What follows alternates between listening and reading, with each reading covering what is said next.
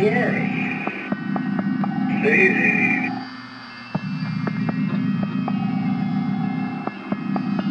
one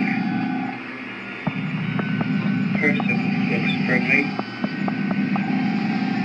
He's friendly looking, and he's looking at me, and he's smiling. I think of a red-haired Irishman. I don't know why.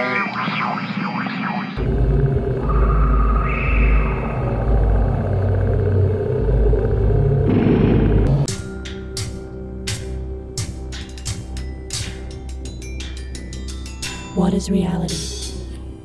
Reality is what we believe to be true about the nature of our surroundings. But how do we come to decide that true nature? Do we conceive it completely on our own? Or do other devices gently sway our thoughts onto a pre-decided path? This is the hard question we must all ask ourselves as free humans on this planet. Who sculpts your reality?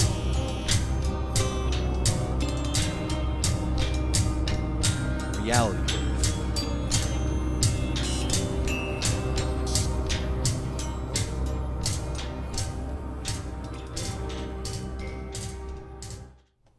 Hey, what's happening, ladies and gentlemen? It's Wednesday night. It's a fine Wednesday night. We're live at the super secret undisclosed location. I'm Don. I'm Dan. And we are Reality Brief. So, I went and got myself a new Dan. Because the Dan I had, he wasn't quite working out. So, hopefully this Dan won't have so much to say about space rocks. We're going to have to see. Nah, no moo here. No moo, no foot and poo. No, but in all seriousness, Dan is feeling under the weather, so that's why Wishman is on the front. So Wishman, Yo. what's it like on this side? Terrifying, actually. Terrifying, huh? Don't worry, man. It's all good. Let me see if I can make this go away. Oh, shit. Fancy pants. So, tonight we're going to do something a little different, okay? You know, we always got people on the show, this, that, and the other. We don't ever really talk about ourselves at all, so. A while back, we had somebody in the chat on some episode, I don't know, was interested to know if we had ever gotten past life regressions or anything like that. So, at that point, I had not. Dan, I think he said he might have had something done. But, so I was at the A.R.E. Center, and I had the opportunity to get one done. And if you don't know what the A.R.E. Center is, it's Edgar Casey's, it's like a volunteer organization on the property where Edgar Casey's hospital was. And the hospital's still there. And that's where I had the regression done at. And, yeah, it's in Virginia Beach, so.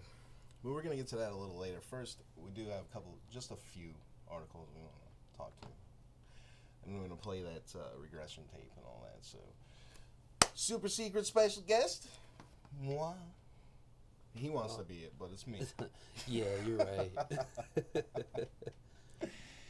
Yep, Keck's still dancing. Keck ain't going nowhere, all right? Because, look, I don't give a goddamn about copyright. I said it.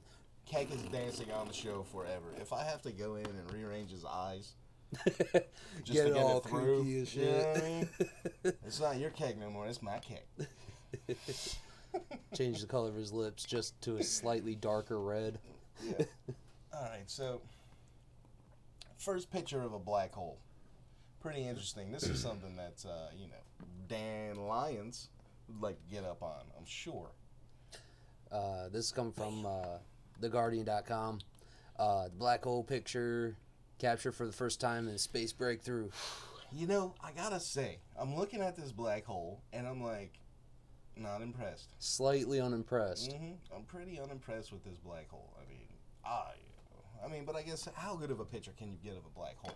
I mean, what exactly are we looking at here? Some type of radiation wavelengths or something? Nah, pretty much what we're looking at is pretty much the light that can't escape, but we could still like see through the telescopes. All right, well, let's see what these people down at The Guardian got to say about it. Astronomers have captured the first image of a black hole, heralding a revolution in our understanding of the universe's most enigmatic...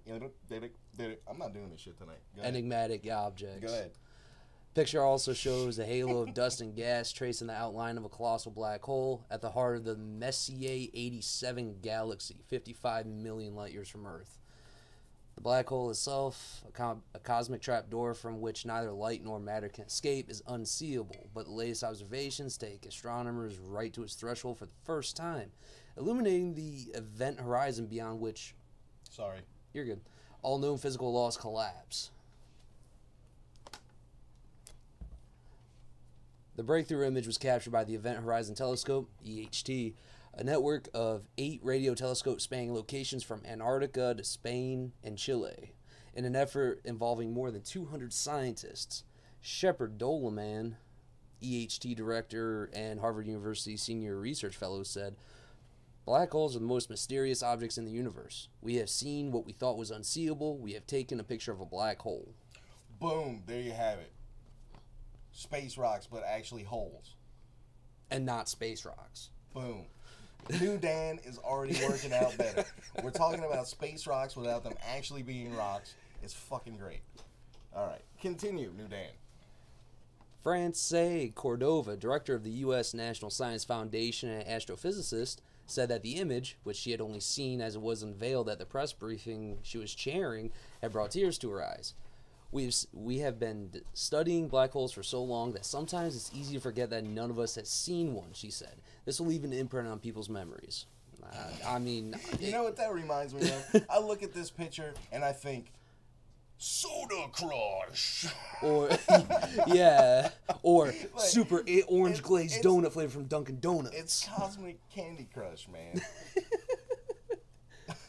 Yeah. All right, so where were we at here? I don't see, like, seeing the sunrise for the first time, that brings tears to your eyes. Holding your kid for the first time brings tears to your eyes. Seeing a rendering of a Nothingness. black hole from a radio telescope. Seeing an orange glazed donut from Dunkin' Donuts for the first time possibly brings tears If to your someone eyes. put a picture of the black hole and an orange glazed donut in front of me, I would take the orange glazed donut. Yeah, because it's not going Every to suck time. me in and spaghettify me. Every time. So, you know, they got some pretty cool little graphics and stuff explaining black holes and everything. So if you want to read the rest of that, you can go over to theguardian.com. I'm sure it's on the front page. It just came out today. Everybody's making a big deal out of it. And I went to go look at it, and I was seriously disappointed. No, Dan, we are not using soundboard sounds. Okay. What's next? We got one more article before we start going into the Casey stuff. Pretty interesting here. Evidence of new human species found in Philippines. Fossils unearthed in limestone cavern, part of a previously unknown human species that roamed the island about 50,000 years ago. Pretty interesting number there, 50,000. Dude, those gotta be some primitive freaking boats, man. In a handful of fossilized teeth and bones, scientists say they found evidence of a previously unknown human species that lived in what is now the Philippines about 50,000 years ago. The discovery deepens the mystery of an era when the world was a melting pot of many different humankinds on the move. So, I mean, we're talking 50,000 years ago, all the different humankinds. This is like a good chance of all the genetic programs we've been hearing about. Right. Small-jawed with dainty teeth. Able to walk upright, but with feet still shaped to climb. These island creatures were a mix and match of patchwork, primitive, and advanced features in the unique variation of the human form. The scientists reported Wednesday in the Nature Journal. So, or are they claiming this is the missing link? I wonder what... see, I just want to know what kind of homo they're going to call it. Evolution creates mosaics of traits like this, says anthropologist Matt Tochery at Canada's Lakehead University at the Smithsonian National Museum of Natural Human History Origins Program in Washington, D.C. Say that 10 That times was a fast. mouthful, man. Who wasn't involved in the project? I don't know. Who wasn't? Everybody was. I The was. report makes a good case that this is something new that we have not seen before. The announcement of a new species brings a region of the Pacific once considered a backwater of evolution into the mainstream of early human development. Several anthropologists who study human origins said. They all said that exactly at the same time, right? Jace, you owe me a soda. It's great. Many specialists in human fossils believe that a half dozen or so species of hominins, as closely related to species are called, may have coexisted around the world between 50 and 250,000 years ago. Several intermingled with our direct ancestors, bearing children together and leaving a legacy of hereditary traits that affect our health, well-being today. Recent studies of DNA reveal. So, new human species found in the Philippines approximately 50,000 years old. So what do you guys think about that? Well, I mean, to me, that's just... Here we go. Here's a nice little chart. So right around 50,000, we've got 1, 2, 3, 4, 5, 6, 7. 7. And from... Yeah, that'd be 2.5 million. So you would or say 1,000. if there was genetic manipulation like a mofo going on, it would be right around in here, right? Right. 50,000 years ago. No, it'd be even more than that. 100? I can't tell. This is a stupid chart. I hate you, Wall Street Journal. What the hell does Denisovan mean? I don't know. If you want to read the rest of that, hop on over to Wall Street Journal and look at it. Eventually, they're going to lock it behind a paywall, so do it soon. That's how they do it. It's a pain in the ass. Yeah. Let me see where we at. Alright. I'm going to make this go away. Ho-ho, and guess what? You're watching Reality Break. Yes, you are. Oh, snap. Oh, snap, Jesus. Thank you. So, alright. The A.R.E thing. Yeah. Alright, so if y'all don't know what that is, again, like I said, let me pull up the webpage here. Even better, I've got, just give me a second, I'm slacking. This, and, jeez. Oh, there it goes. Okay, so, the visitor center at the hospital has a giant library upstairs that's just packed full of esoteric books, man. Just anything you could possibly think of. Here's just a picture of one of them, one of the shelves, and you can go in there, get a membership, and check these books out just like a regular public library. How much are memberships there? It's pretty reasonable. Oh, I can't snap. remember exactly what it is. So this is the actual hospital. The original hospital is to the left. I think the stuff on the right was added on. And so this is where Casey was doing his deal back in the day, healing people, going into trance, all that stuff. What else we got here? Here's the visitor center. This is where the library is located. And they also have seminars and conferences and stuff here. Some stuff out. Here's more pictures of the library. The library is really impressive. Dude, that library looks just packed chock full of just everything I'm interested in. Yeah, man, it really is. Like, Yeah. you can find just about anything in there, man. I can't express how awesome that is, man. This is a view of it. This is the maze, the Minotaur maze or whatever. This is a view from the hospital. This is their little stairway to heaven thing. Inside of the visitor center. Just That's so cool. historical pictures and stuff. One thing that was pretty crazy. This is the complete Casey readings right here. Right? You can look at all the original stuff and everything. Alright, where is it? Giant crystal. That's a This is the big gift, chunk of crystal. This is the gift shop. I ain't gonna lie. It was kind of pathetic in there, man. I was pretty Really? sad. I was pretty sad about the gift shop in there, man. Dude, just that alone looks just awesome. Well, I took this picture for test because of all the crystals and everything. Oh, which is in got there, you. So I wanted to see Hey, all is that stuff. the Reality Brief logo up there on a coaster? It almost looks like it. Oh, Hey, snap. available. Bigger than we thought. So that's what it looks like when you first walk in there. They got this crazy winding staircase. This is the little meditation gardens they got out in the back. And here's a video of the library, so you can kind of get a scope of like how freaking crazy big and just packed full of nut shit this place is. Dude, that's so fucking cool.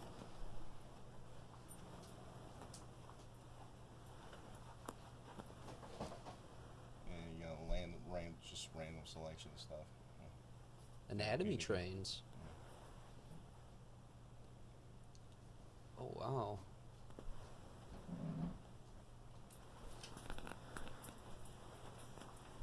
I need to visit this place. Dude, this place is awesome. I recommend if you live in Virginia to check this place out at least once. And at the hospital, they offer all kinds of variety of services. You know, from certified, licensed, trained, or whatever people. They have a couple mediums, clairvoyants, whatever you can get a reading from. Yeah, it's intense, man. Just the fact that this is all the type of books that it is just blows my mind, man. Like all collected in one place like this. Like this isn't like your public library where it's you got your encyclopedia, your book about trains and all that shit. Right. Like what is your side cue? No, like I was just in the passing, I saw one. It was like the psychology of poltergeists. Just it was just real quick in passing. Genesis. Oh, dude, that's cool. This picture was crazy, man. I don't know if you guys can get a good look at that. But the amount of symbolism in this picture is insane, dude. You can sit here and pick this thing apart for fucking ever. Yeah. All saying Illuminati confirmed. Illuminati confirmed. Well, there's the pyramid. Oh, snap. So Double confirmed. It looks like the chakras. Yeah. That's the first thing that came to my mind as soon as I saw it. I was like, that looks like the chakras. Yeah, definitely. Alright, let's see what else we got here. Some random setup they had in there. Oh, that's pretty cool. There's Edgar Casey and his wife. And then more meditation gardens. Some carving. I'm not sure of the significance. These are the soul charts of Edgar Casey and his wife. What do you mean, like soul charts? Like I'll explain in a second. I'll just show them. It'll get to the here we go. Or aura charts. Excuse me. Aura charts. Edgar Casey readings recommend the creation of aura charts, which are essentially symbolic representations of the soul's unique journey. For some individuals, the chart is filled with easy-to-understand pictures. However, for others, the chart consists of a series of signs and symbols that are perhaps best understood by the individual. In describing these charts, Casey apparently chose those symbols that would best resonate to the individual for whom the chart was being created. The aura chart painted for Gertrude Casey depicts a series of the 3 lifetimes most influencing her when the reading for the chart was given, beginning at the bottom of the painting and moving toward the top. Yeah, and also, if you didn't know, Casey is known for a lot of the past life stuff too, which is why he chose to get it done there. Alright. So I go into this place, right?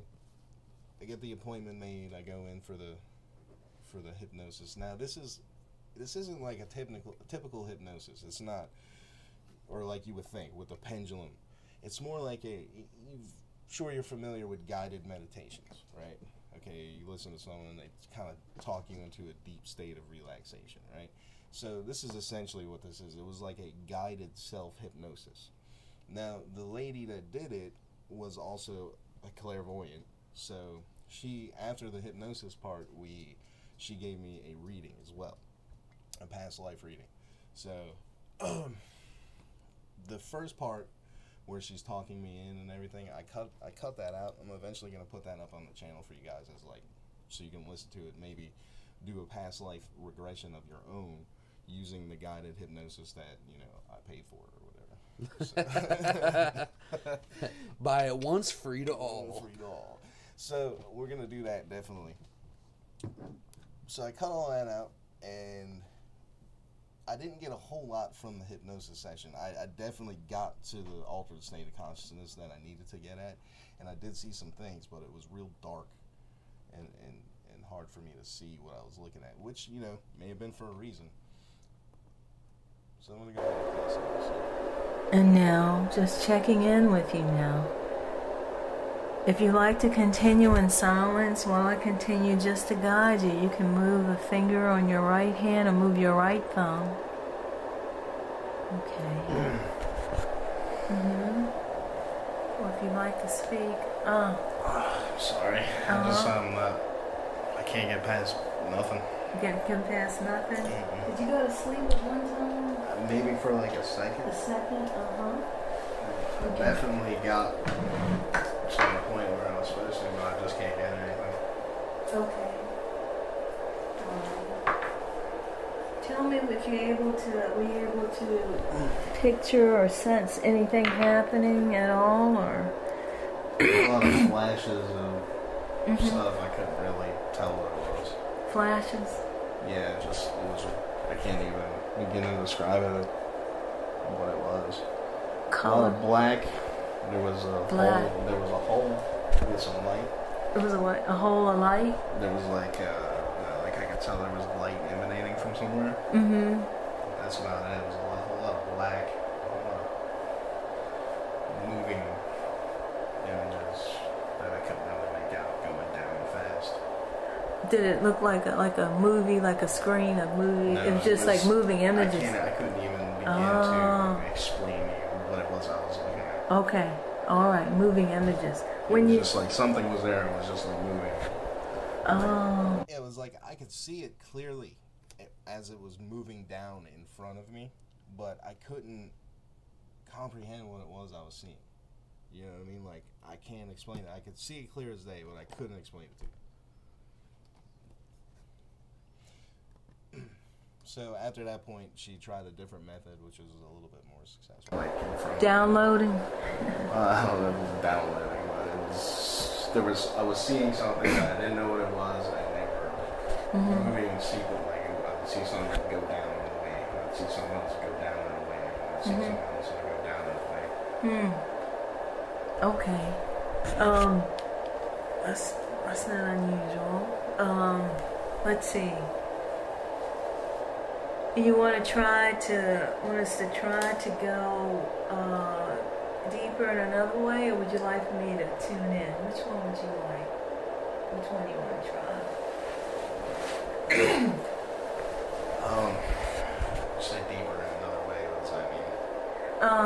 Let's say, I'm gonna ask you to follow this and see how it feels to you. See if you feel a little bit like you're going more into an altered state, or if you go back to that black, you may communicate with that black.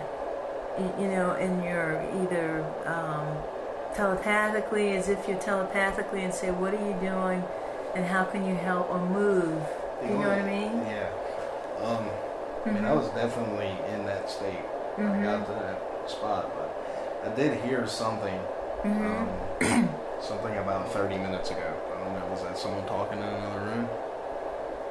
No. It was definitely a man's voice, but it said something about 30 minutes ago. Yeah, I'd forgotten about that, actually. That was weird. It was just sitting there, and then I heard, about 30 minutes ago. I was like, what the fuck?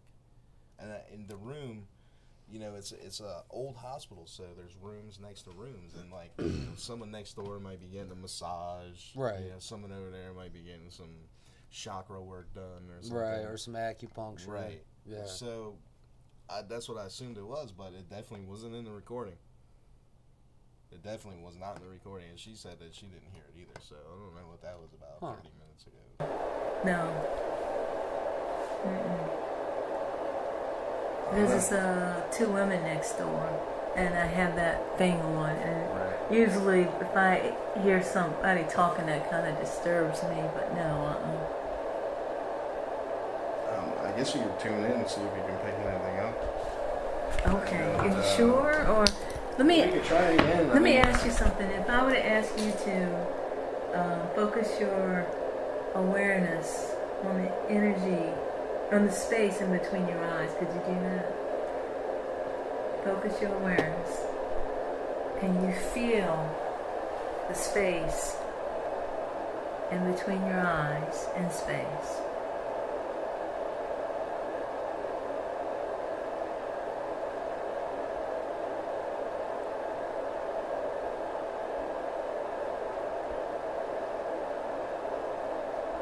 Can you feel the space in between your temples and space?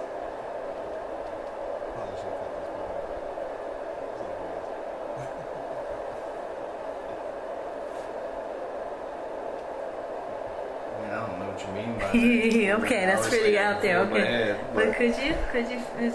I could focus to a spot right in the center. Alright, Like can you a lighter focus spot that? in the darkness. Uh-huh. Can you feel that or sense it right there? Mm-hmm.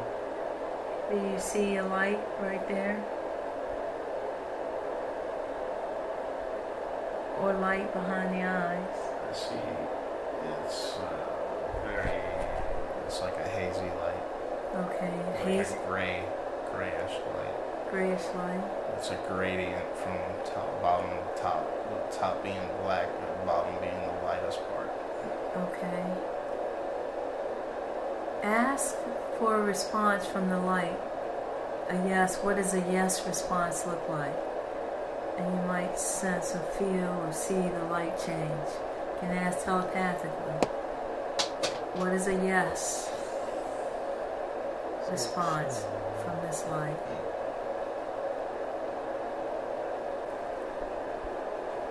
Anything coming?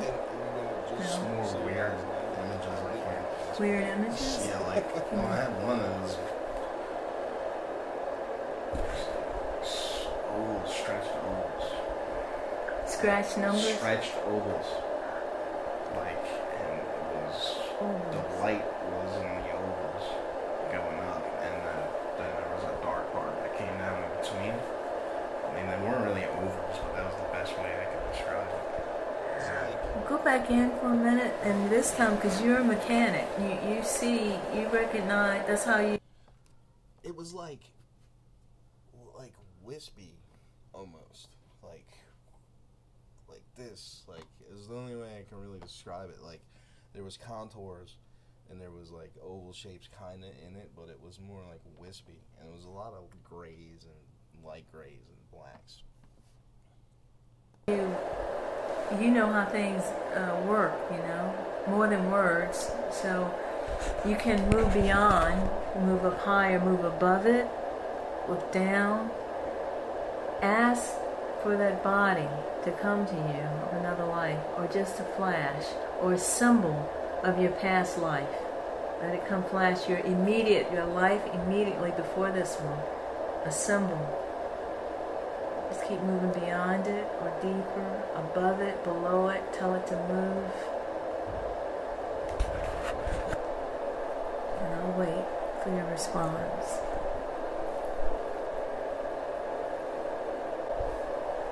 Mm-hmm. Keep getting a upside down black triangle. Upside down black triangle. Isn't that something? Kept getting it. Upside down black triangle. Traveling away. And I kept getting a streak. It was like a movement, like, away. Like, I picture, like, you know, the horizon and perspective, like, traveling. Yeah. Right? That's what I was seeing. Like, going, and it was inferring a movement away, and this triangle was there. And I kept seeing it over and over again. Like, it just kept coming and coming and coming. And this is what she asked me for a symbol of my exact previous life. Right.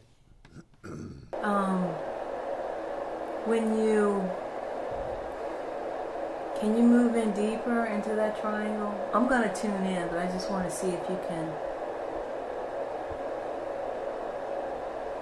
see what's beyond that, or below it, or the meaning. You may even pick up telepathically from your higher self, say, what is the purpose of this? I get a lot of movement forward, away, like a streak. Okay. That's, It's what I now? get this weird flash. I don't know what it is. Like, Okay. it was like it's a person, It's something, Uh-huh. and it had something around its like buckles. Something around its eyes, like this. Uh-huh. And there was like, it's funny even saying it. Just, okay. Some kind of tentacle things. Satanical? Tentacle? On his head. On his head. Where Like was out it? his eyes, maybe? Somewhere, I don't know, it was weird. It reminded me of H.P. Lovecraft, honestly. It reminds you of what It now? reminded me of H.P. Lovecraft. Oh, see, I don't know that stuff, but you Cthulhu? know. Hulu? Cthulhu? Are you familiar with that? Say it again? Cthulhu. No, It's just a novel from the early 1900s. H.P. Lovecraft. It was horror novels. It was about ancient beings that lived under the sea that were like had tentacles like Okay, so that's what you got, huh? Alright, so sounded ridiculous, but it wasn't necessarily tentacles. It was some kind of wispy. Could have been fabric, it could have been wires, it could have been anything. And the thing, it was like a bandana almost, you know what I mean? But then there was like a strip of something over the eyes, you know, under the bandana. So we started talking about it a little bit after that because we turned the recorder on and off during the whole process. And we kind of decided that it was together, that it might have been like a bomb, like a World War I bomber thing, you know what I mean, with the goggles and shit. So that's what I was thinking. Alright, moving on. It was just a flash, and I don't know, that's what it looked like though. Okay. And I can't use it very defined. Okay. It may not have been tentacles, it was something there, and it was something around my head, like the eyes, like some band. I don't know if it was thick, it could have been thick.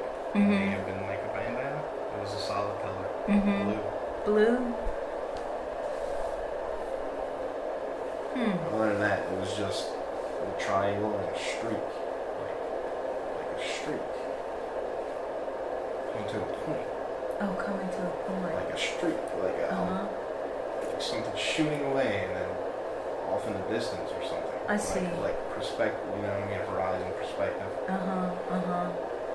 Like a craft or something flying, you know how the jet leaves a trail, something like that? Yeah. Okay. But it's like, it starts wide and goes narrow. And that was associated with that triangle I was seeing. Okay. Upside down black triangle. Okay. Alright, what I can do is I can try to tune in or we can continue with this. Which one do you want? Do you want to see what else you can see or sense about yourself? Well, let's see what you got to say. Okay. I can do this other stuff on my own. Okay. And what you can do is when you leave here, you can take something, draw pictures of what you I experience. did get that weird oval thing several times. Oval thing. It's not actual ovals. Oh, sorry. Listen, I'm going to turn this off, okay? Okay. Alright, what comes to me is a king. Alright. I'll tune in on that after a while, but this is what first came. A king. Okay, so this is the reading part. The energy of a king. And there's someone here. I'll let you know. I'll have to talk for a little bit to see if it feels like you or not. But they're very much in charge. Very cool, level-headed. Pounding his fist on the table. Okay.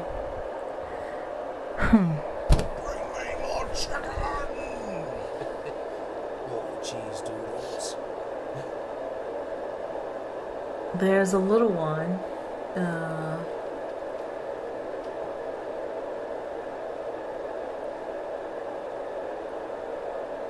A queen watching a little one, crawl. So this babe is royalty.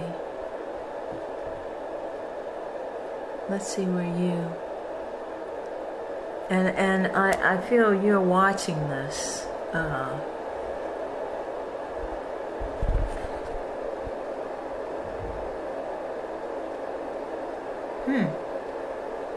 think you're a spy.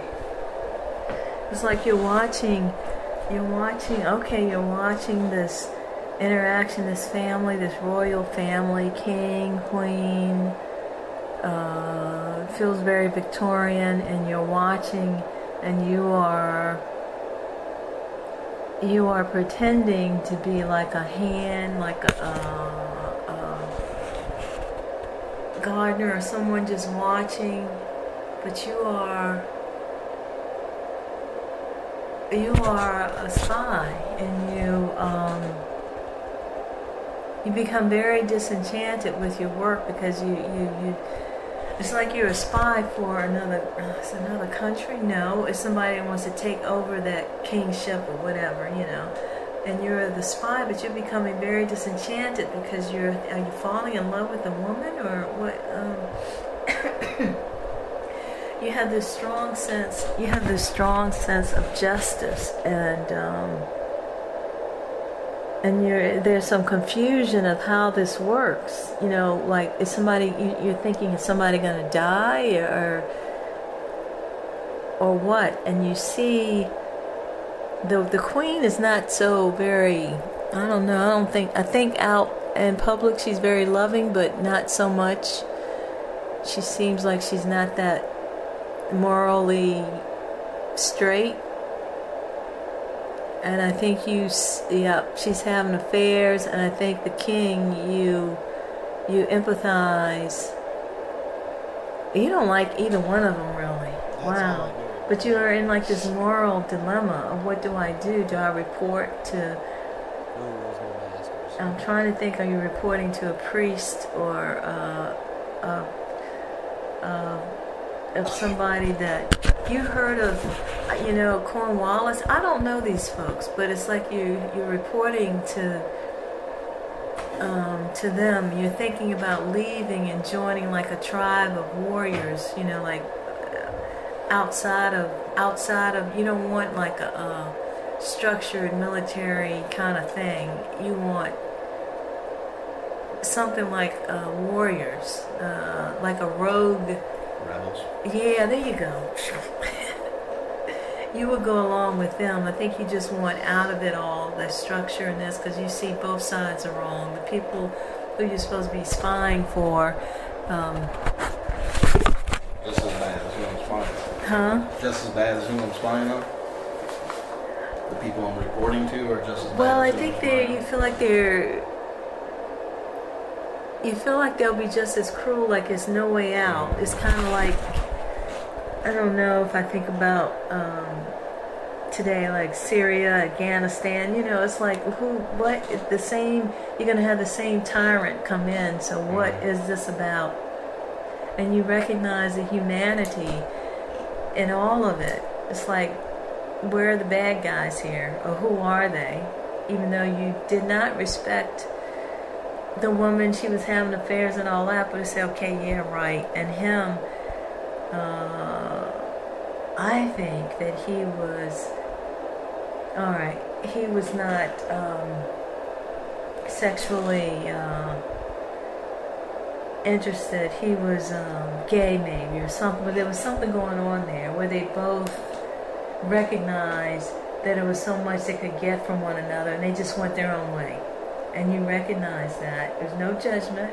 It's just like, this is, you know, what is this about, you know? And then your bosses, for some reason I think you're working for a woman. I don't know why. Who eventually wants to take over. And it feels a lot like not Anne Boleyn, not King Henry, but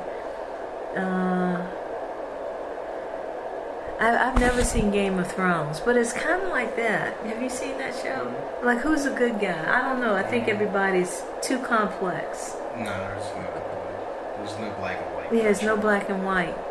So it was intriguing for you. You had a very high sense of honor and duty to to your country. And I'm thinking it's British. I think it's not Rome. It feels European very much. It feels it's not Ireland or Scotland. Spain. They're showing me the Celtic cross, but it just, I know they're showing me the Celtic cross, but it seemed, I don't know, it just seems British to me.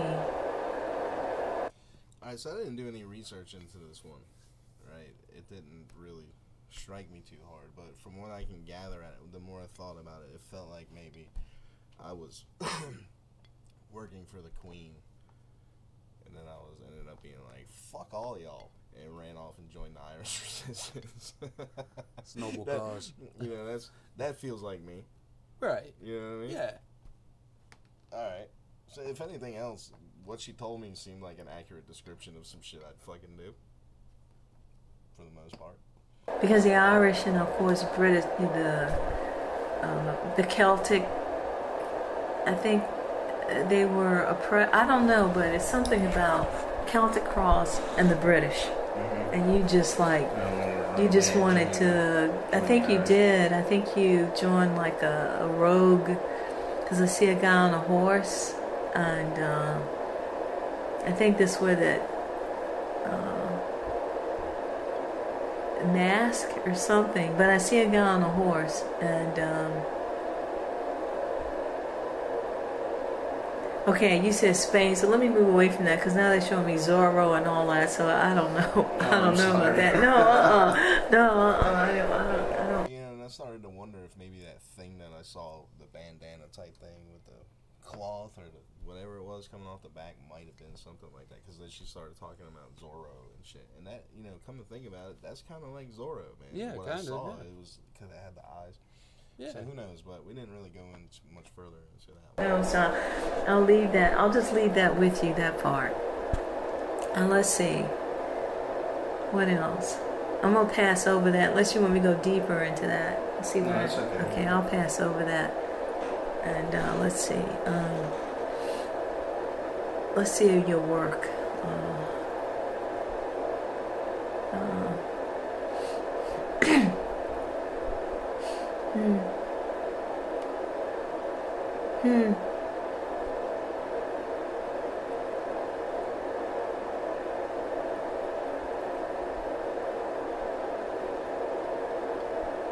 Sorry, guys. I tried to clean out all the slides, but I guess I missed a few spots. Now, on that one, you were on the fringe. Now, I'm coming across now like a Native American and a chief. So let me see where that goes. I think you're like the number one guy, the one he goes to for help, or the younger one who tries to tell him what's going on, So you're always like the the go-to guy or something. Let's see how that. Sound like shaming to me, man. Go-to guy for the chief of the tribe.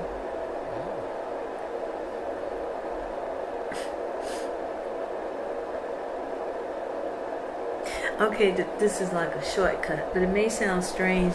Have you seen the film Hostels? It's a red box. If I were you, I'd take a look at it, because the Native American and focus on the chief and is it Kristen Bell? Which one is it going to be? The Army captain, and whichever other character that resonates with you. The one that says the Army captain and the sergeant. But if you get a chance, look at that film Hostel. It's not for kids to look at it, but it's very and I'm going to pass over. What movie is she saying? Hostels. Not Okay. Hostel, like that horror movie where they like. Right. No. Yeah, no, I'm like, yeah, no, that movie's definitely Yo, not for kids. Yo, that would be fucked up, man. Yeah, I don't want to be like someone for that movie. I'm glad she said hostels and not hostel. Yeah. Go to something else, but the chief in that film, The Hostels, and Did you get what period that was that kind. It's of course the 1800s. Okay. So well past Mountain Builder. Huh? Well past Mountain Builder. No, You know the Mountain Builders. I don't. Before the white guys got here. Oh. Way before the white guys got here. You know, the people who built the mountains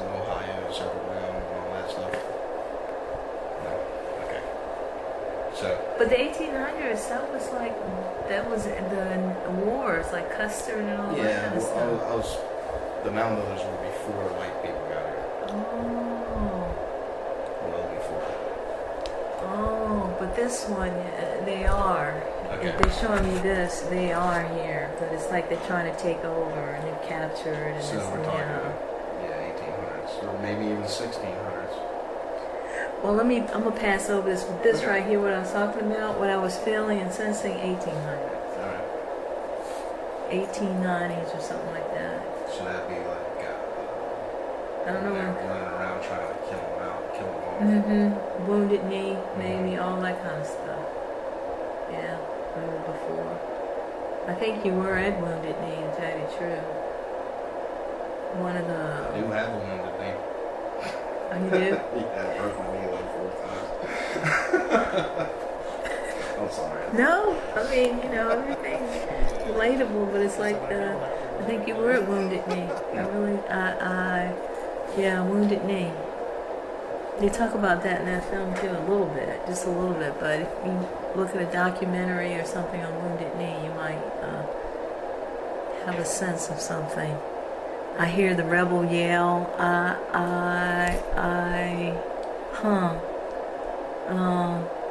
is the Confederacy important to you? No, In it's your not family, important to you me. think? No, I do have a strong spirit of rebellion. I consider myself an anarchist. Okay. I believe in self-government. Okay. All right. So that what we were saying about the spy thing kind of resonated. Okay, let me tune in again. Let me see. We got like 5 minutes here. Let's see. Always getting something. Let's see. The pattern I'm seeing here is that you are like on the fringe, not on either side, but it's like a spy, or you're always listening in.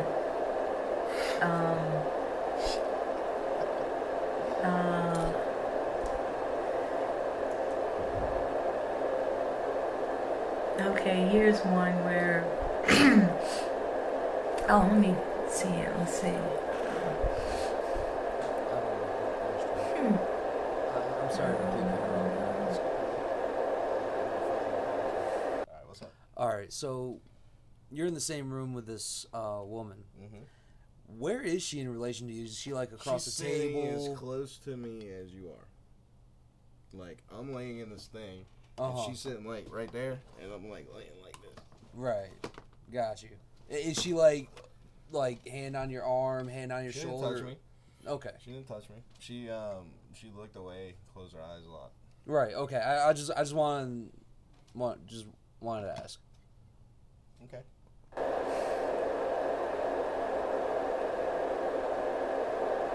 This is the one I found most interesting when I did a little bit of research on this shit. Early death. Now I'm not talking about now, okay? Early. No, this is not you. It seems like the ones that you have loved died early. They have just been ravished by war or poverty, or like what do they call it when people are caught in the middle of something? If there's a war. Crossfire? Yeah, but it's like your family has always been Like caught. refugees? Kind of, but it's like they are. There's a war, and the civilians are killed. They just. Right. It's like what? They're not even. It's supposed to be involved in this. You witness that a lot. I think there's some politician kind of a thing. You just witnessed the wrong side on both sides, and you were like throwing your hands up no matter what you did. It just, the bad stuff kept happening. Now I don't know why Hitler's coming into this. I think you were this is the energy you carry, if nothing else. Even you were trying to stop him. I think you liked him at first, but then you recognized and felt like no, this is not right. There's even the sense of feeling that you pretended to be a Jewish person. Now, I've never heard this. I've never heard this before, but you pretended to be a Jewish person. This is weird. You let me know if you think like this. You pretended to be a Jewish person so you could get into the camp, get into the where things were happening. It's kind of like what do you call it, an investigative journalist that does stuff to go so they can get behind the scenes to see what's happening. Oh my goodness gracious, who does that? Me, apparently. I mean, to even like when I did the 10-4 thing, you're like, who does that? So it's like, who does this? Go to get into the camp. So you can, because you watched and you stood, and I think you wrote, I don't know what you did. You finally succumbed though, because you got so weak.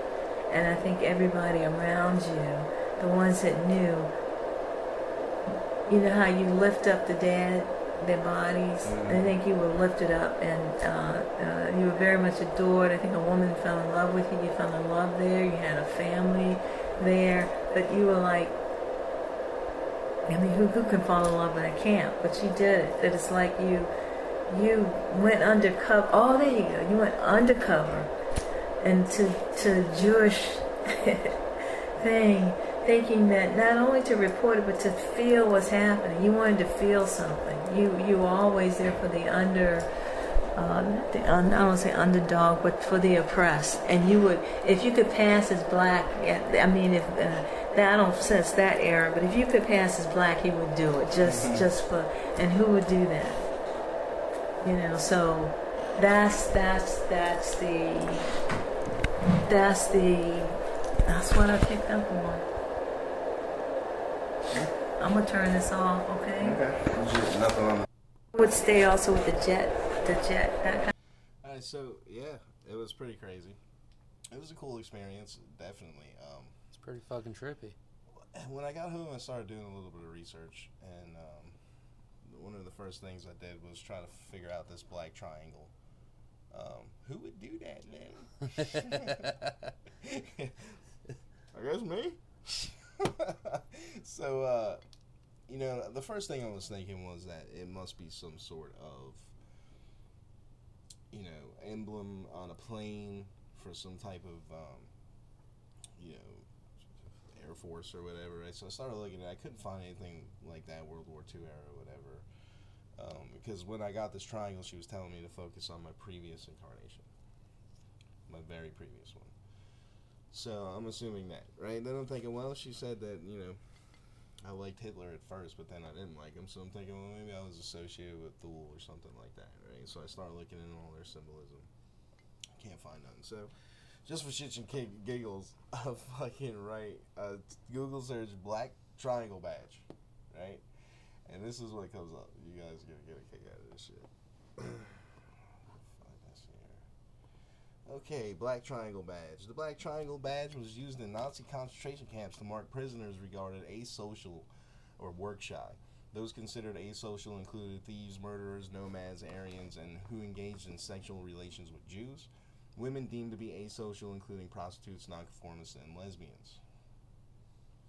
So it's literally a concentration camp patch, which was pretty fucking crazy. I was like, that's some shit, man. So apparently, which I didn't even realize this at the time, they used a series of triangular patches to denote which prisoners were which. I mean, obviously we all know about the stars, the yellow stars and stuff, but they had all these codings and everything, man. Like red was like political, treasonous type right? shit. Yeah. Black was the asocial. Yellow was Jewish. Green was like felons. And then whenever they were on top of one of those yellow star or triangles, they were Jewish on top of the other thing.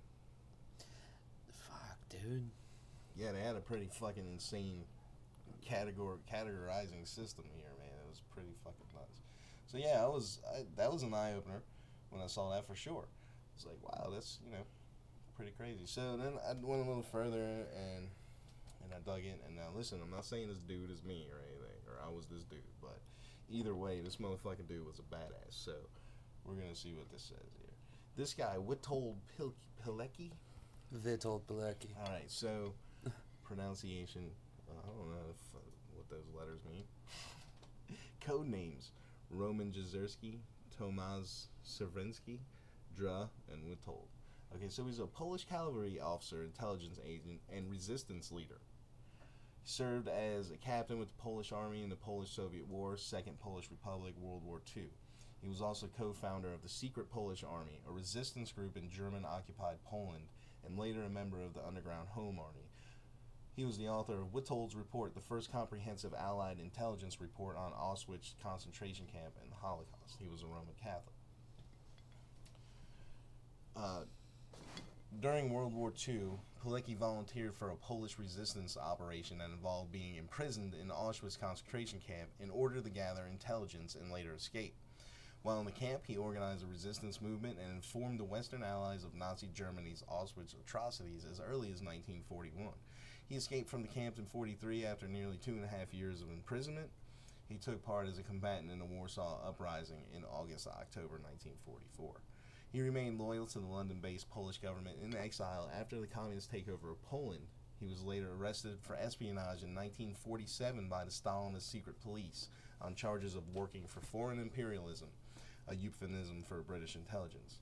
He was executed after a show trial in 1948. Information was suppressed about his exploits and fate until 1989 by the communist regime in Poland. So, this guy escapes and everything, but, you know, she may not have even been seeing me dying. You know what I mean? The way that shit works, she's just getting images and interpreting it. Right. You know what I mean? It could have been something I was seeing. Right. Maybe that person was really important to me. So, which is why I can't say for certain if this was me or not by that one thing. You know what I mean? So, he's considered one of the greatest wartime heroes because of his efforts. And writes, the Auschwitz volunteer beyond bravery. When God created human being, God had in mind we should all be like this dude. But either way, man, this dude was a fucking beast, man. This dude, like, snuck in to fucking Auschwitz, man. Into Auschwitz. He went to the fucking Warsaw Ghetto and was like, "Take me!" Right, right. Fucking crazy so bastard, man. He got into Auschwitz, got what he needed, and then just bounced. And then after all that, and the war ended, he wasn't even done. He started fucking around with the Soviets, man. This dude's a boss, man. Yeah, he is, man. I only wish I was this fucking dude. Right. So, yeah, there you have it. And, you know, I'll probably do a little research on some of the other stuff, but I don't know how far I can actually go with that. Fucking boss. And I know that there's some people complaining about the sound going in and out, but, you know, I've listened to playbacks and it's not coming through, and only some people have that problem. So I don't know what's going on, guys. It might be something on your end, maybe it's something with YouTube, but pretty sure it's not my hardware. So I apologize if that's happening to you, but I don't think there's anything I can really do about it. This dude was the real life, like, Polish James Bond. Man, dude. This dude is a beast, man. Dude. I hope I at least knew this guy. Yeah. Shoot, man, even if you look, like, in the past life, you looked up to this dude as, like, role model, that's not a bad role model to have, you know? Right. Like, there's way worse role models. Totally way worse role models. Dan, are you calling in? Because now would be the time. Eat the mic. You eat the mic. I'm not hungry. Yeah, I already ate. Oh, it gets better when I speak into the mic for some reason, like that. I'm sorry, guys. Oh, yeah. You hear my cat? Meow. I don't know. So what do you guys think about that, man? It's pretty interesting. I think the most striking thing was that fucking black triangle, because how is that, man, for some shit? Did you know that?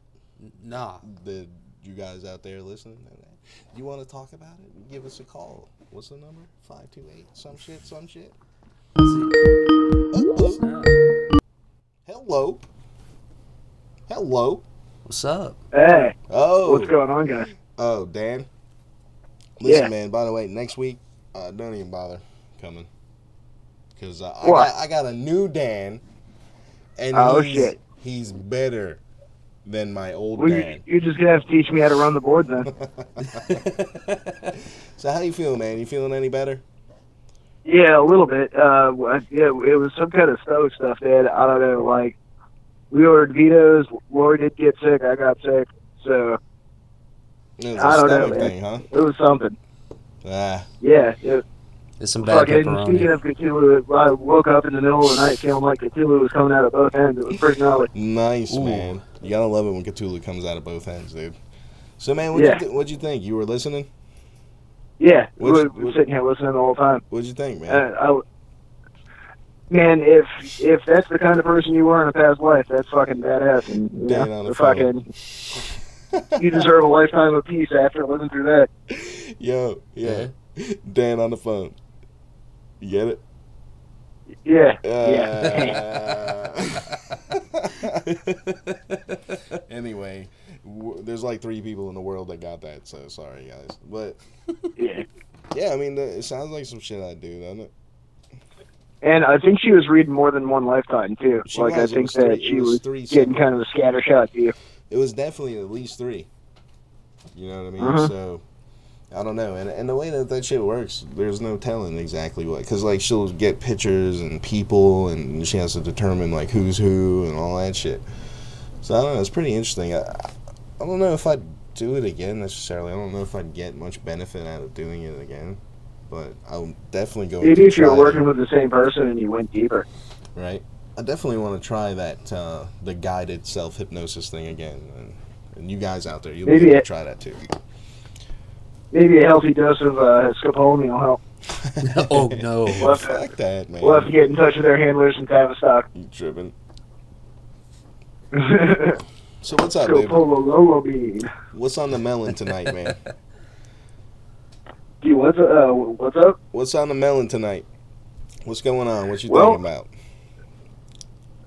I mean, that's quite an account that you've given, man. Like, I would definitely want to hear more. And I'm kind of curious about getting one done myself, but I haven't had like They're a bit pricey, past man. life regressions done with anyone, but I've had like flashes, like experiences, Right. like We doing did- dreams or astral travels. You remember when we did those Phoenix cards? They're like past life cards. Guys, if out there watching, if you don't know, they're called Phoenix cards, and you get the deck, and it's really only good to do once. You know what I mean?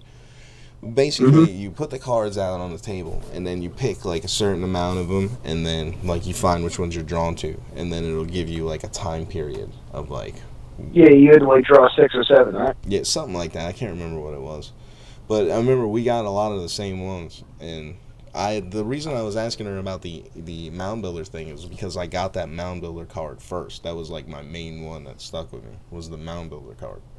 What's that? You know, like the what was it, Hopi?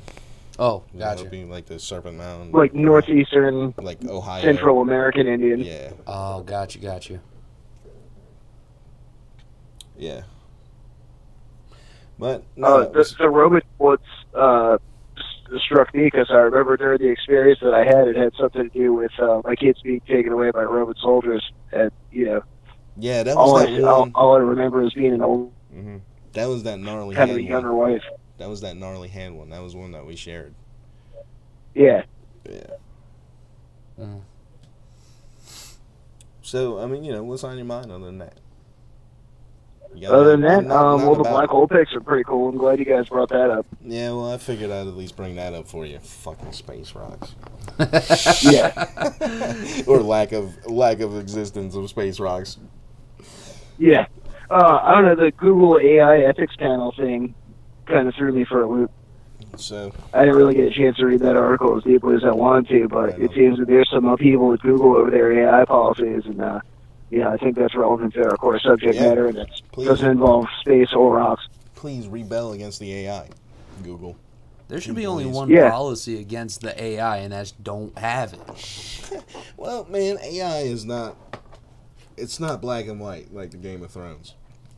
So, there are some good uses for AI, but for me personally, it's about the artificial consciousness. Right. Like Right. once At some you point, we're cross going to have to that, differentiate between virtual intelligences like CIs and full-blown AIs like Control from fucking Star Trek Discovery.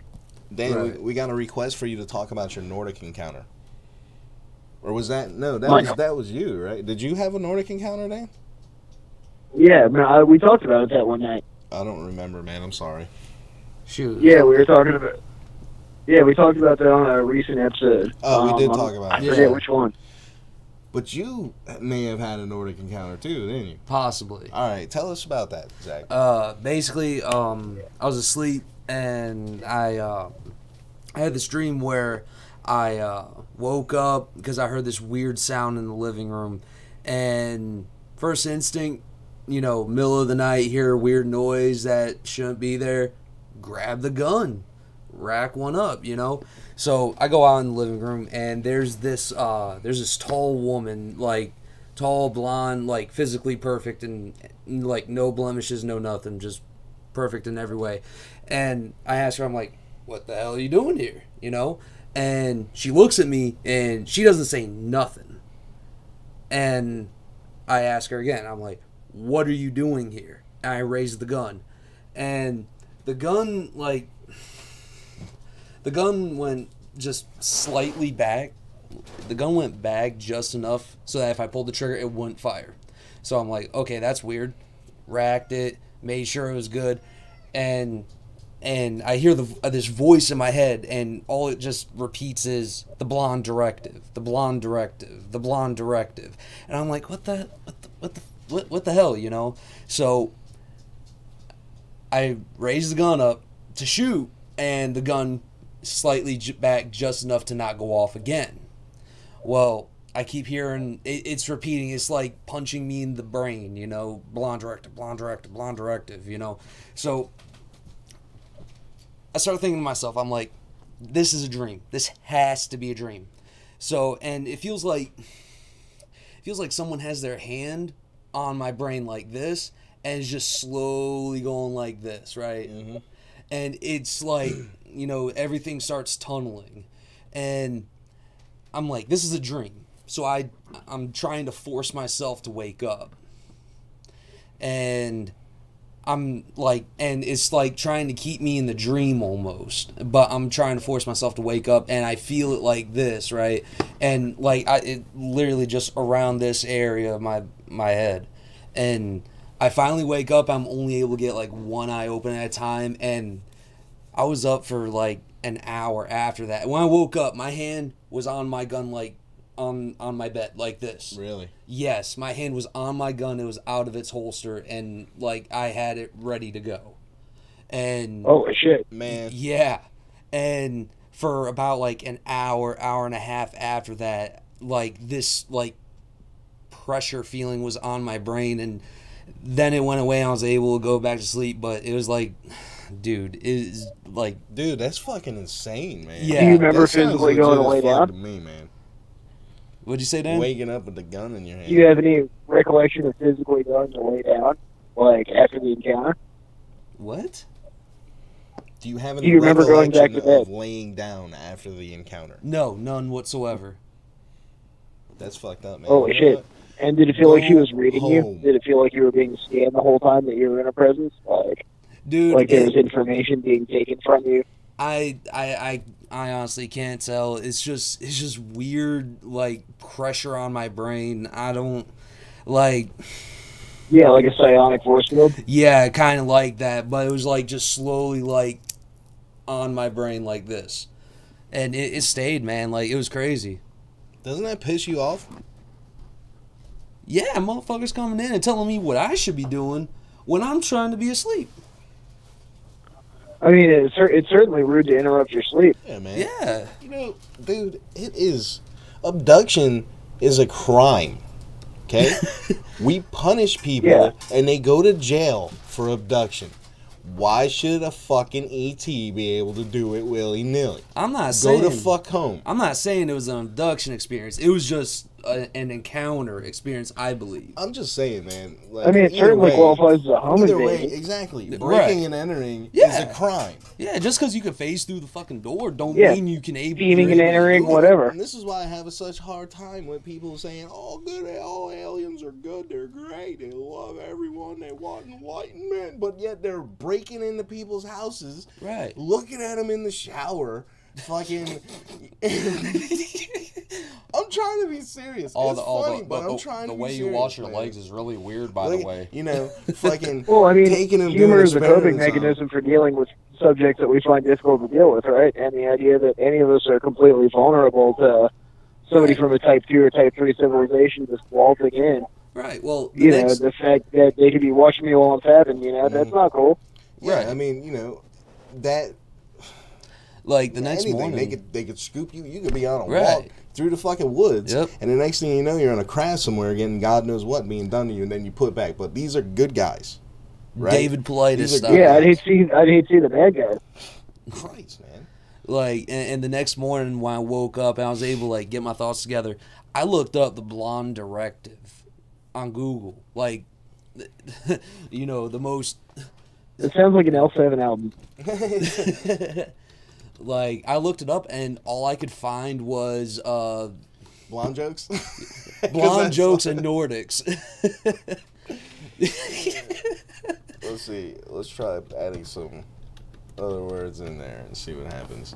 Nordic aliens. Mystery of Blonde Nordic blonde, extraterrestrials. Okay, yep. Blonde Nordic aliens. I don't Yeah, know. what if it Anybody out turns there out Stormy listening? Daniels is a Nordic? Do what? What if it turns out that Stormy Daniels is a Nordic? Yeah. I doubt it. Oh, shit. Yeah, I don't know, man. Yeah, I came across that Florida politician claiming that she was abducted by tall blondes. Mhm. Yeah, I remember. But other than that, I wasn't able to find nothing. So I just looked up, you know, Nordic alien encounters, and it came up with people who claim to have had experiences. Correct. I've been right 3 times. I And didn't you even know it. You didn't even have to read the word to fuck it up. Yeah. Have you tried searching for the Blonde Directive in quotations? So it looks for exactly the phrase "the Blonde Directive." He said you could have been like Zach Brannigan and made it with a hot alien babe. Nice job, Captain Kirk. Nice one, Van. If it's new, I'm gonna diddle it. Hey, But pretty much, I'm telling you, once you go to Xeno, you never go back. Y'all are the worst. pretty much what I found through these experiences with people who've had them, abductions. These guys are like world peace, Right. Yeah. look and out that's for what's so each other, And that's what's so fucked up spiritual about it, man. awakening, you know. I don't know. I guess because they want them to abduct them, they think it's okay. Right. Well, a lot of people also are like, oh, well, they want us to be in the Galactic Federation, you know. Well, I'm telling you, if there are any off-worlders listening right now, if there are any off-worlders listening to this broadcast right now, and you want to know how to make peace with humans when you come to make contact, bring a blunt. Bring a big old fucking space blunt. Yeah, bring a fatty. That's how you make first contact with this species. And knock at the door. Yeah, don't home invade. Yeah. Yeah, call. You know, you have Right. access to Type 3 civilization. Shoot a space text, level bro. technology. It's got to be easy enough to hack our telecommunications grid and find out our fucking phone number. Call first. Right. I mean, how would you like it if I just popped into your fucking flying saucer and snagged you up, brought you to my fucking house, and started jabbing you with shit? And force feeding you Doritos. Yeah. You Yeah. wouldn't like that. Making you watch reality TV. But, you know, again, the cattle. Yeah. Shit, man. Well, hey, on the bright side, at least they didn't harvest your fucking adrenal glands. Yeah, true that. Hey, I'm grateful that True didn't that. happen. True that. And maybe, so I wonder, man, you know what? I'm What's going up? to take a hypnosis course at the A.R.E. Center. Who? Me. You're going to. I'm going to. Again? No, that wasn't a course. That was a regression. Oh. No. I'm Yeah, gonna go you wanna learn how to do I'm it. going to go get certified to do it. And then I'm going to sit you down and we're going to find out what fucking happened. Yeah. Yeah. Yeah, I'm cool with that. Live. Yeah. Awesome. I ain't getting mind probed by Nordics now. I'm getting mind probed by Homo sapiens. Yeah, mind probe by Donnie. Oh, Mind yeah. probe by Donnie. Well, look, I wouldn't trust anybody else to tinker with my car, so I tell you what, once you do that, I'll let you hypnotize me on air find out about the UFO sighting I saw when I was a kid. I'm gonna make you bark like a fucking blue chicken, boy. You're gonna be like, buck, buck, buck, give me money, buck, buck, buck, give me money. Oh yeah, it's gonna be glorious. And then I'm gonna make you go, I hate space rocks. What the fuck is a muamua? Oh man. Well. Oh man. Yeah, I think we're gonna wrap it up unless you got anything else, Dan, because it's just gonna continue on with us being three jackasses laughing about everything for another 45 minutes. Isn't that what it normally is sometimes, though? We had some developments in the let's see, we had some developments in the Alice in that case. Oh, what happened? What's it? She pleaded guilty to a bunch of charges and had a bunch of major shit drop. Took a bunch of lesser charges. Yeah. Yeah, so basically, if she's going down, she's taking everybody with her. Of course. Yeah, scorched earth. Which, I mean, you know, guess you're going to have that in big time brainwashy, nasty, sex culty type shit like Jeff that. Bezos' dick pic is going to be everywhere on every front page. Did y'all hear about what's going on with Jeff Bezos and his divorce? No. Does it have something to do with Eggplant Friday? Because I saw somebody posting something about Eggplant Friday on Twitter and how you should never Google it. But I maintain that Shitpost Friday is best Friday. I never Googled that. But nah, basically... Don't ever. What? Just real quick, Jeff Bezos' wife is getting 4% of Amazon stock. Do you know how much that is? Enough to start her own country? $35 billion is 4% of Amazon stock. Yeah, she could literally buy Haiti with that. Dude, 35 billion, man. What is this eggplant party? I'm not seeing anything. No, it's Eggplant Friday. Oh, Friday. Eggplant Friday. I did. Eggplant Friday. Don't Google that on air. Please don't Google that on air. It's hashtag eggplant? Oh, it's celebrity dick pics. Oh, snap. Who we got? Yeah.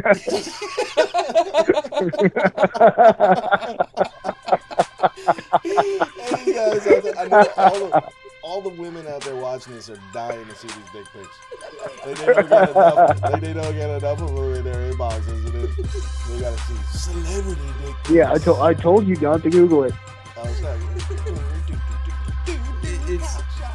Alright, yeah, that's enough of that dick pics.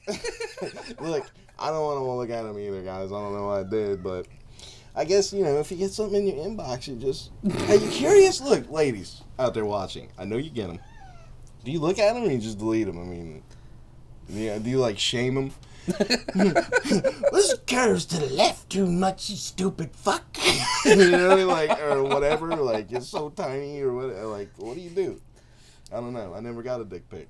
Kind of sad. All right, no, don't start sending dick pics to Reality Brief. Unless you're a Nordic. Oh, nah. Hey, they don't really send it to Reality Brief. They send it to your brain directly, bro. Fucking telepathic. Yeah, if you're catching a dick pic from an Alpha Draconian, it's too late. Oh, yeah, it is too late. That's way, yeah. Mm-hmm. Too late. Challenge accepted. Challenge accepted. No, sir. I wonder how much it sends through space radio waves to get a dick pic downloaded directly into your brain. Yeah, I think we should just start beaming them towards the nearest stars in laser pulses. It sounds like something as we Earth humans. I mean, actually, we did that. We put a dick pic in Voyager and sent that bitch out. You're right. There is a dick pic on Voyager, too. Holy crap. Wait, hold on. You're going to send me an unsolicited space dick pic and I have to pay 35 cents for it? No. Look. That's why they keep coming here and abducting everybody and putting stuff in their butt. They're like, what? You sending nigga pictures? When we were here 3,000 years ago, you guys knew how to party.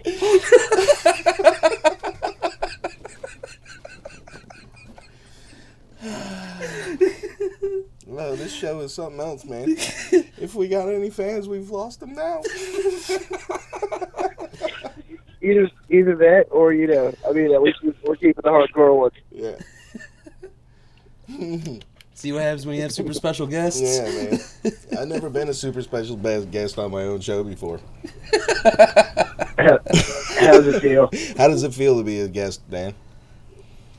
Tell everyone a guest. Surreal, actually. Even Tess is a guest. I feel like I'm in one of those alternate timelines. Even Tess is a guest, but she's probably walking her dog right now. So, but she says hi. Yeah. Hi, Tess. And I saw Penny in there earlier. I don't know if she's still around. She says she was having some issues here. And oh, yeah, they're all making fun of us because microphone technique. Look, I've been wanting to, like, I kind of want to go back to the old microphone setup, but I just didn't like the microphone in front of my face and shit. Right. You know what I mean? So, I don't know. What do you guys think? Did it bother you? Or was it cooler like this? Or what the fuck? Oh, no, Tess is there. Yeah, Hi. that's one thing I actually do think that we should get into, and we can wait until after the break if you want, but What's that? the whole thing with this lawsuit against AJ Gator about, what's his name, the guy who created Pepe is suing AJ Gator for using Pepe's image on a poster that he was selling. So he's bonking AJ Gator for copyright infringement. Yeah, see, you can't do that. No. Now, earlier on the show, I heard you say, I we don't definitely give a said, fuck about copyright. But I'm not using other people's copyrighted material to make money. You know what I'm saying? I'm not printing someone's image on a shirt and selling it or something. I mean, we're doing a free internet stream, man. Get over yourself. Right. I mean, if it's a T-shirt with Keck on it, that's different. Yeah, we're not making a product and selling a product, you guys. It's free. It's on YouTube. So whatever. That's how I feel about getting copyright. And I'm pretty sure we slaps. can find homages to Keck from other artists. And not only that, I guarantee you, if it comes down to that, if on our video list in our studio or whatever, every single one of them has a copyright claim from one thing or another. Most of it is from my own music because the publishing administrator that I signed up for a while ago and then since canceled is still pretending like it owns the rights to my music. So that's something I gotta fucking fight. Fam Spy, you hear that? We gotta fight them about that because they're collecting money on us and not giving it. That's certainly shady. I wonder what sort of dastardly company would go by that sort of, I don't know, by those sort of policies. And it'd be a shame if you brought it up on air. No, it couldn't possibly be TuneCore, right? I wouldn't think so. I don't even know who that is. It's a publishing administrator. Oh, okay. Kind of like the one that's still pretending to hold on to my rights. Oh. You know, exactly like the one. Oh. But anyway, we tried a different one and see how that goes. So I guess, you know what? We'll try to jump to a break real quick and see if we can pull up anything out of our asses for you for the last half an hour or so. Yeah. Hey, you know, if not, then just leave. I mean, you know, that's what I do when I'm watching something and I don't like it. I turn it off. So quickly to the shitpostmobile. All right. Well, look, guys, we'll be back in just a short minute and see if we can scrape something off for you.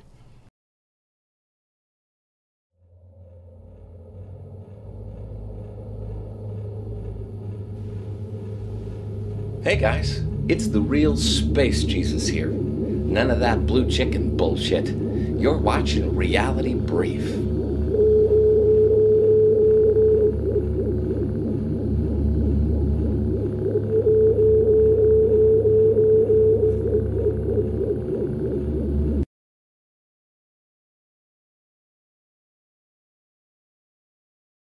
I'm not in a fucking cult. I'm not in a fucking cult. I'm not in a fucking cult. I'm not in a fucking cult. I'm not in a fucking cult. I'm not in a fucking cult. I'm not in a fucking cult. I'm not in a fucking cult. I'm not in a fucking cult. Hi there, it's Justin. Is there a band that you love and you wish you could turn everybody else in the world on to? That's us every week over at Deprogram. Get together, we talk about a band, we give you a top 10 starter kit for you and anybody else who wants to listen to that band. It's pretty simple, it's a great time, and it's a great way for you to discover new artists. You can find it on iTunes, Spotify, Stitcher, wherever you can download your fine podcasts. That's Deprogram, learning and love with people.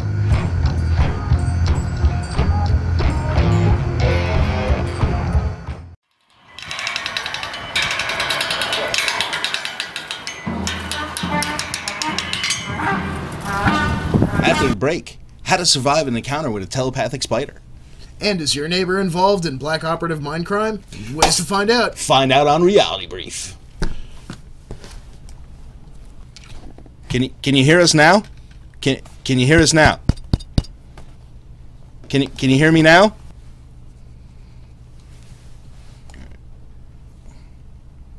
I disagree. Well, that's why you're wrong. So wait, we just accidentally streamed that? Mm-hmm. So the entire world saw that? Mm-hmm. Can you hear me now? Hello? What? Transporter room. I need you to need a site-to-site transport directly onto the toilet. We've only got 10 minutes for this break.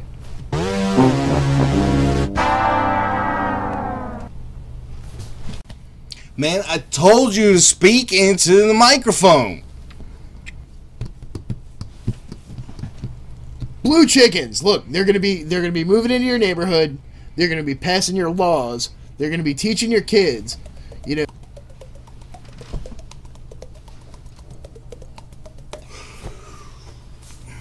God, I'm so fucking hungry, man.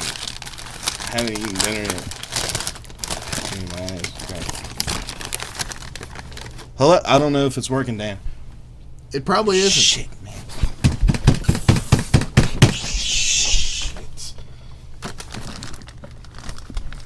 Why don't you just get the goddamn Google machine to fix it, huh? Fuck.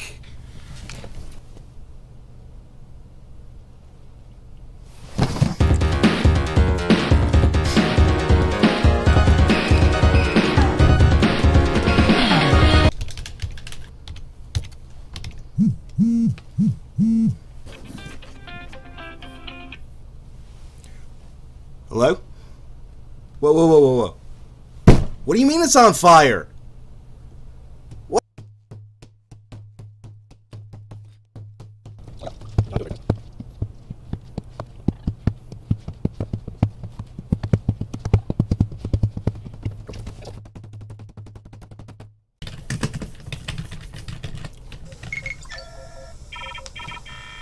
Get a text.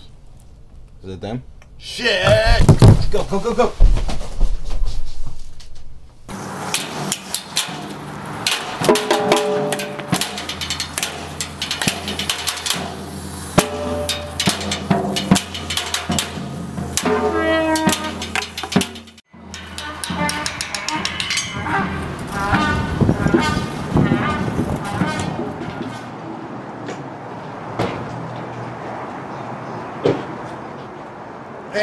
Hey, buddy.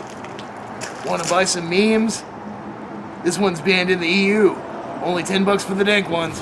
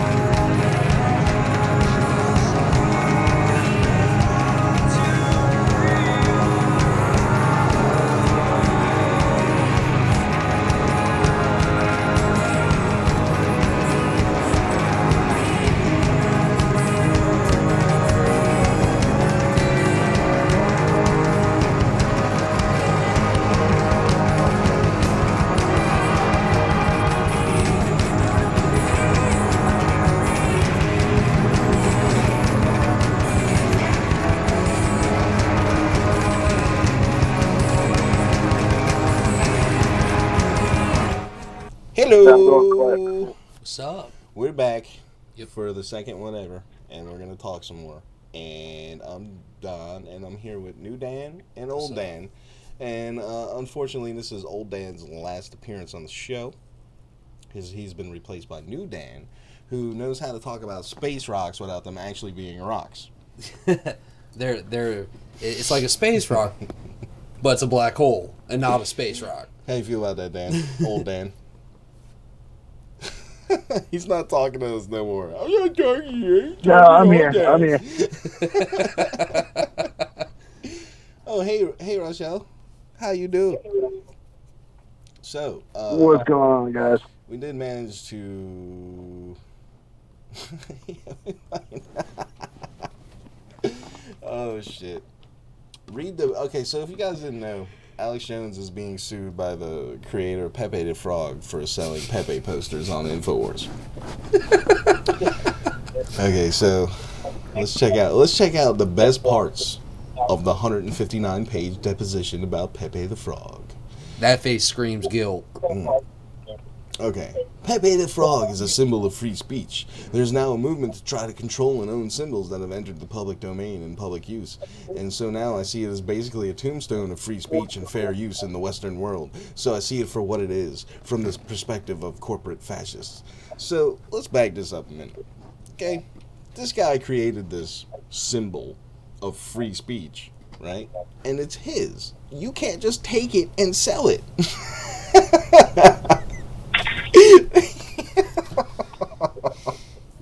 That shit is fucking ridiculous, man. Like, Alex Jones, man, what are you fucking thinking, dude? I mean, he is kind of retarded. So, is that the best part of the 159-page deposition? He said that he asked InfoWars to jack the price up after he was sued because he thought people would want to buy it if they thought they were defending free speech, but it didn't work.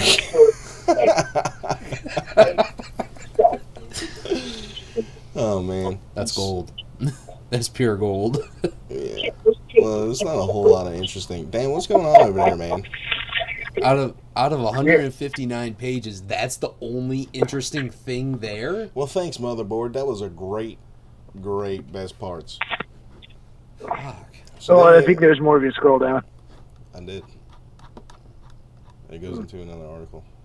There should be another article right under it, though, that leads into it, though. It's more about aging getting sued. InfoWars is fighting for the right to keep using Pepe the Frog on merchandise. Pepe brand merchandise. Apparently, this guy tried to sue Daily Stormer, too, which is sort of an infamous white nationalist site. And even there... We lost you, Dan. Even there what? You there? Yeah. Yeah. What'd you say? Even Holy there shit. What? I must have said something politically incorrect. Why is that? You got censored? They pulled you off the internet before you entered? So. Man. But yeah. Did you find the Baron von Trump time travel shit? Because look. Yeah. Let me tell you something. Yeah, it's in Trello. There's nothing more divisive to the people on this in this country than Trump. Like, I swear to God, dude. And it kills me. I said it a million times. These fucking people are all the same, right? It doesn't matter. I know some Trump supporters who are actually starting to fucking realize that now, and I know some who aren't starting to realize that. Yeah. And in case anybody out there is ambiguous as to what our views actually are, yes, we're fucking anarchists. In case you just started watching the show, yes. If you haven't figured that out from our complete disdain from all governments, or for all governments, I don't know what to tell you, man. My vote literally went to the sweet meteor of death. I wrote that in. But, if you like having a master, please, by all means, vote harder. Yeah. Vote for shorter leashes and lighter chains. And may history forget that you were ever our countrymen. I mean, you talking to the motherfucker snuck into the concentration camp, man. Seriously. Oh my God! Look, I set off Phantom Spy. He mad, bro. But anyway, so apparently there's some rumors about what is this Baron von. Give me a breakdown on it, Dan, because we couldn't quite find an article about it. Just some other podcasters, and I do have respect for people, so I'm not going to play somebody else's podcast. Well, no, there's something in Trello. I just posted it a little while ago. It talks about an author from the 1800s. A Newsweek article. It ought to be in there.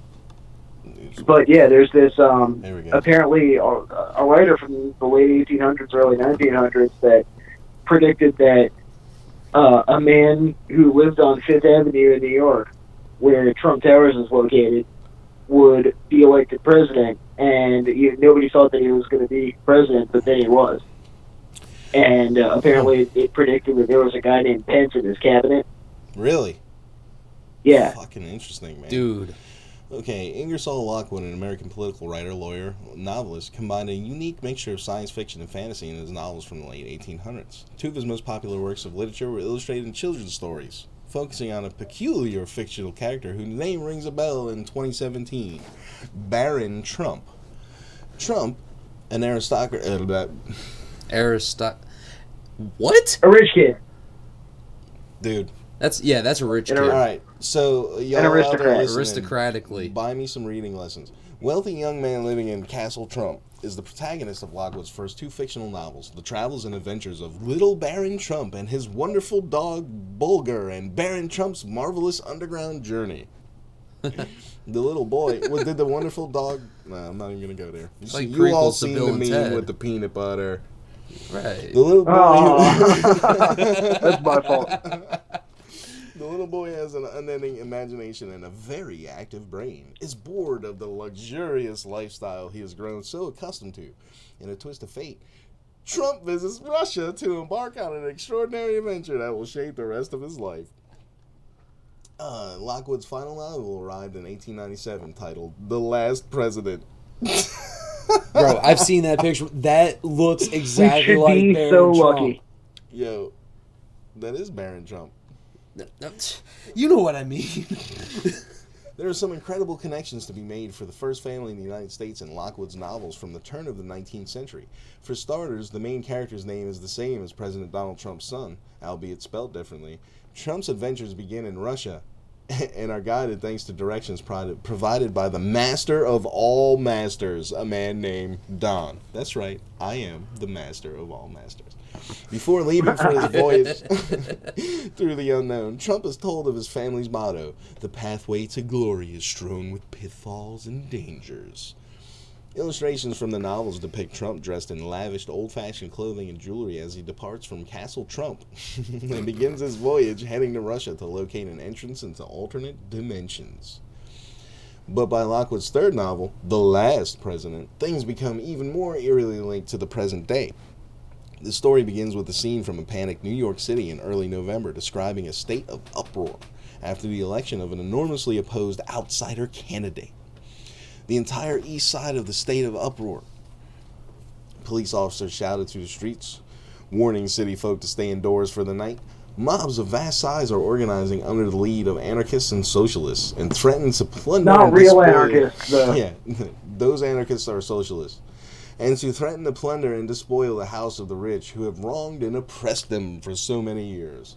The Fifth Avenue Hotel will be the first to feel the fury of the mob. The novel continues, citing an address in New York City where Trump Tower now stands. Would the troops be in time to save it? You think Trump knew about it and built this tower there because of the book? I don't think he's that smart. I think he's that smart. I don't know, man. Lockwood's creation. I never Like said he read that as a kid and was like, he I'm going to make stupid. this happen. No, I'm not saying he's stupid. I'm just saying like a douchebag. But this is like obscure kid sci-fi from the 1800s. Who knows, man? You're a rich guy with nothing to do. Maybe searching around for your name, see what people are talking about. Right. Because you're so, The Last President doesn't follow the same fictional narrative of Lockwood's previous novels, though the links to Trump are once again abundantly clear. The president's hometown of New York is fearing the collapse of the Republic in this book, also titled 1900. Immediately following the transition of presidential power, some Americans begin forming a resistance, processing what was seen as a corrupt and unethical election process. Oh, shit. A filmmaker and Trump supporter named Lee Scott is now trying to crowdsource funding to create a fantasy feature film. Said he's a huge fan of trolling. Me too, my friend. Yeah. Me too. Even though I work in Hollywood, I actually support President Trump, Scott says in a promotional video for his project. The book has tons of strange references to the modern day, but we can actually amp that up a bit and put things that only we as Trump supporters and people who are on internet all the time really understand and appreciate. That's a hero of the people right there. Fucking hero of the people, man. That's the light bringer. Look at him. Get a good look. That's the light bringer, guys. Fucking assholes. Oh, Christ. I'm not talking about him being the light bringer. I'm talking about the dude making the movie The Troll is the light bringer. Man, that's what they say he is. Oh, God. That's fucking Jesus incarnate you're looking at right there. What the fuck is wrong with people, man? Alright. I don't know, man. Some people just crave authority. They need it. The sweet they need media. to be told that. The They sweet. need to think that there's a strong man in charge who's on their side. Let me tell you And something, the reality dude. is, it's a big club, and you ain't in it. Let me tell you something, dude. How many times you been in the fucking street, alright? Mr. B. Karilko in the fucking chat. How many times you been out in the street trying to change people's minds about shit? Have you ever fucking done that? Nah, I really fucking doubt it, dude. But you know who has? I have. Dan has. Many, many fucking times. So I don't want to hear your bullshit. I'm over it because it's broken and it can't be fixed. Alright. Now that just pissed my buddy off. Let's get back to the show. Fuck. Oh man, what else we got? Yeah, I'm over that now too.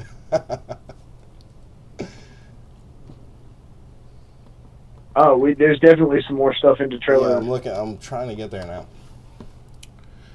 Okay, let's see. We got time. Let's just do one more, and we'll call it a night.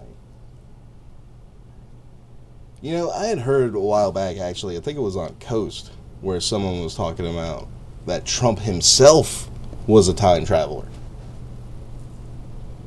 Although, you know what? It does link up eerily with a bunch of Simpsons references. Yeah, it does. Yeah. Like, creepily enough.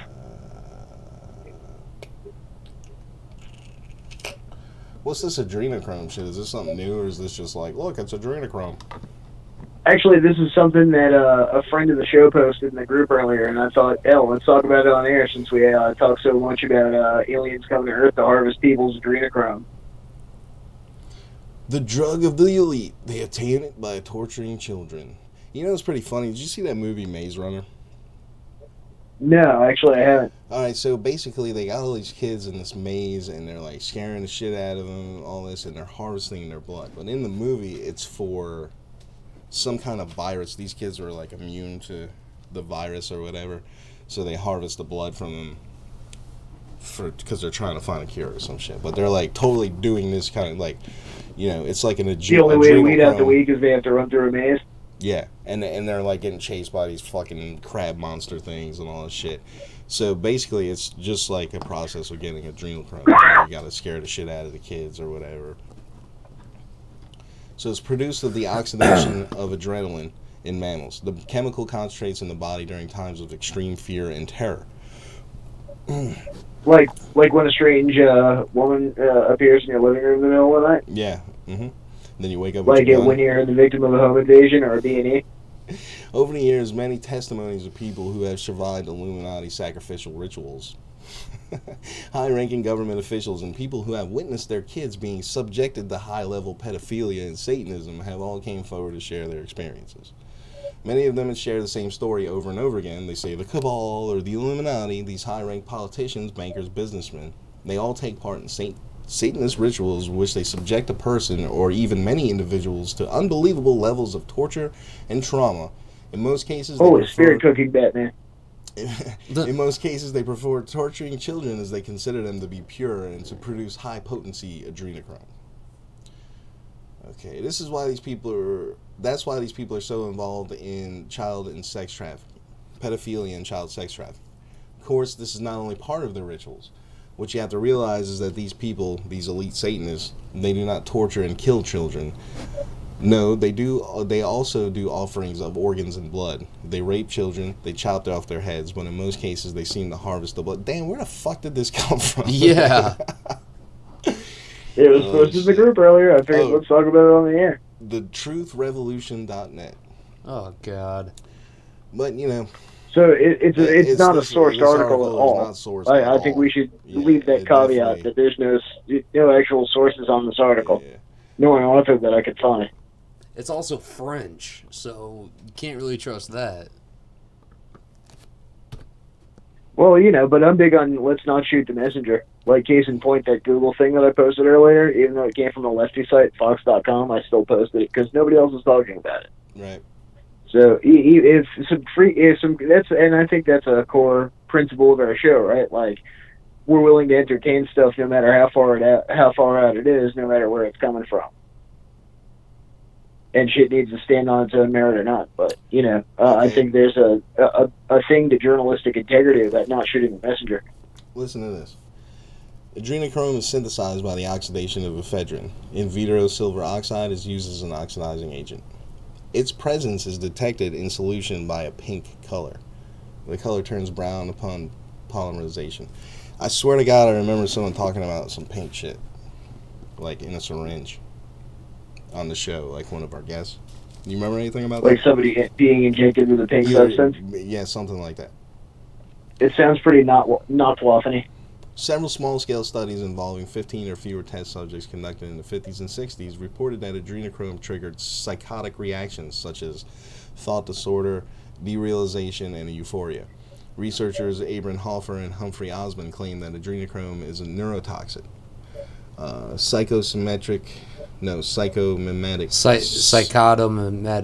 substance and may play a role in schizophrenia and other mental illnesses. What they call the adrenochrome hypothesis. They speculated that megadoses of vitamin C and niacin could cure schizophrenia by reducing brain adrenochrome.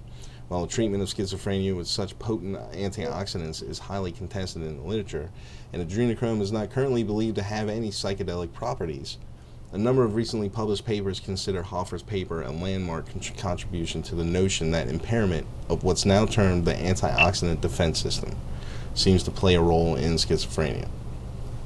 And this is from Wikipedia, so there you go. That's just as good as fucking... Well, you know, that does sound like the kind of thing that fucking, you know, would happen with, you know, either some sort of pharmacological manipulation of naturally occurring adrenaline in use of, like, you know, cause we know that there are government super soldier programs. Like, that's a documented fact that those things have taken place. Whether or not they're part of the secret space program, those super soldier programs have definitely happened.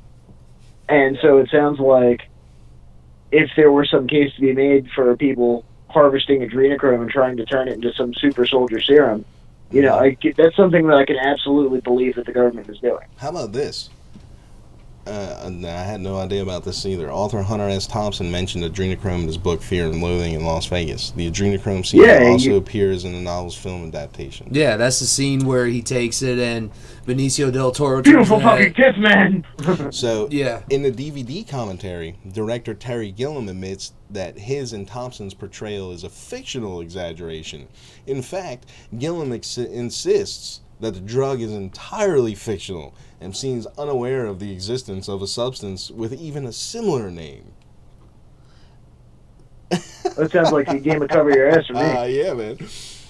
Hunter S. Thompson also mentions adrenochrome in his book Fear and Loathing on the Campaign Trail 72. In the footnotes in chapter April, page 140, he says, "It was sometime after midnight in a ratty hotel room, and my memory of the conversation is haze due to massive ingestion of booze, fatback, and 40 cc's of adrenochrome." That seems like a fuckload of adrenochrome. It does, man.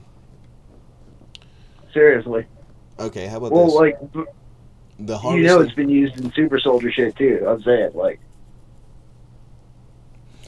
The harvesting of an adrenal gland from a live victim to obtain adrenochrome for drug abuse is a plot feature in the first episode, Whom the Gods Would Destroy, of Series 1 of the British TV series Lewis. In 1962, Clockwork Orange, Drencom, presumably the NADSAT term for adrenochrome, is listed as one of the potential drugs that can be added to Milk Plus milk laced with the drug of the consumer's choice. You remember when they were in the milk bar? Yeah. Yeah.